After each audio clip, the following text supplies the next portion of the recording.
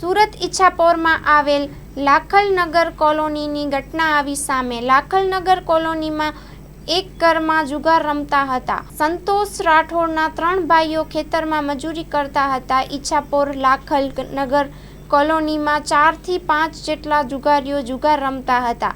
જુગાર રમતા ઝઘડો થયો। આ ઝઘડામાં એકનું મોત સની નામના વ્યક્તિ દ્વારા બાથ ભીડવામાં આવી હતી। મરનાર સંતોષના પરિવાર દ્વારા સની નામના વ્યક્તિ પર આક્ષેપ કરવામાં આવ્યા। ઘટનાની જાણ થતાં ઈચ્છાપોર પોલીસે તપાસ ચાલુ કરી। Report by Haresh Rajput, Surat. મારું નામ દીપિકાબેન સતીશભાઈ રાઠોડ છે।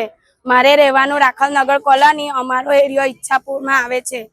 તો મારા ભાઈ પાના માટે ગયો હતો, જુગારી બેઠી હતી તો મારો ભાઈ પાનાની જુગારી હરે ગયો।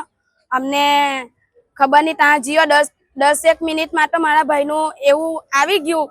મારો ભાઈ દોડતો આવીને મને બોલાવી કે બેન આવી રીતના તાત્કાલિક થઈ ગયું ને સનીએ જ પકડ્યો મારા ભાઈને।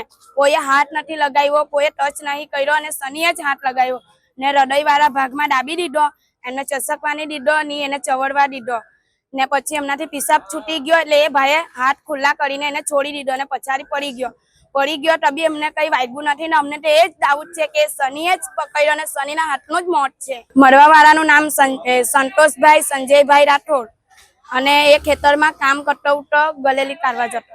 મારવા વાળાનું નામ સની છે અને એ પાના હારું જ અંદર બોલાબોલી થઈ ને એમને પકડ્યો એટલે જ મારા ભાઈનો જીવ જીયો। અમારી તો માન એ જ છે કે એના હાથે એ પકડ્યો, અહીંયા જ પકડ્યો અને એના હાથથી જ મોત બી થયું છે મારા ભાઈનું।